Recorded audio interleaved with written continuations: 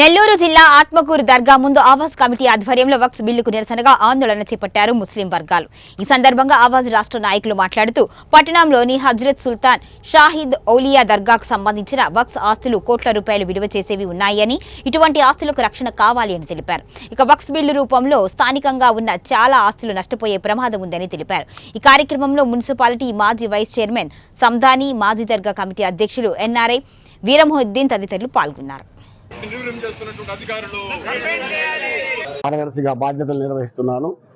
Local గా పెట్టుకొని మేమే అభివృద్ధి చేసుకుంటామని చెప్పండి, మేమే చేసుకుంటాం.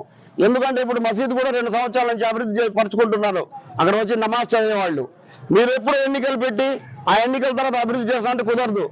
ఒక్కరు కూడా ఈ రూముల్లో పనిచే బాడుగులకు ఉన్న వాళ్ళు ఒక్క రూపాయి వక్ఫ్ బోర్డుకు చెల్లించవద్దని చెప్పి మేము ఆవాస్ కమిటీగా ఈరోజు డిమాండ్ చేస్తున్నాం. వద్దు, ఒక్క రూపాయి కూడా చెల్లించమాకండి. ఏ రోజైతే వక్ఫ్ బోర్డు ఇన్స్పెక్టర్ వచ్చి మనకు సమాధానం చెప్తారో ఆ రోజు చెల్లిద్దాం. లెక్క పక్కాన్ని తేలుద్దాం. తేలిన తర్వాత మన డబ్బులన్నీ అభివృద్ధి కోసం మనం ఉపయోగించుకుందాం. మన ఆత్మకూరులో వక్ఫ్ బోర్డు ఆస్తులైన ఈద్గా, దర్గా, శ్మశాన వాటిక వీటికి నెలకి ₹1,00,000 ఆదాయం వస్తుంది. అయితే గత 10-15 సంవత్సరాల నుంచి వక్ఫ్ బోర్డు అధికారులు వస్తూ ఈ ఆదాయాన్ని తీసుకెళ్తున్నారు. కానీ ఆత్మకూరు దర్గా కానీ, ఈద్గా కానీ, శ్మశాన వాటిక కానీ అభివృద్ధి నేర్చుకోలేదు. అందువల్ల వెంటనే శ్మశాన వాటికని అభివృద్ధి పరచాలని మేము ఆవాస్ కమిటీగా డిమాండ్ చేస్తున్నాం. ఆత్మకూరు పట్టణంలో వెలిసి ఉన్న హజరత్ సుల్తాన్ షహీద్ దర్గా వారికి మాకు తెలిసి గత 100 సంవత్సరాల చరిత్ర ఉంది.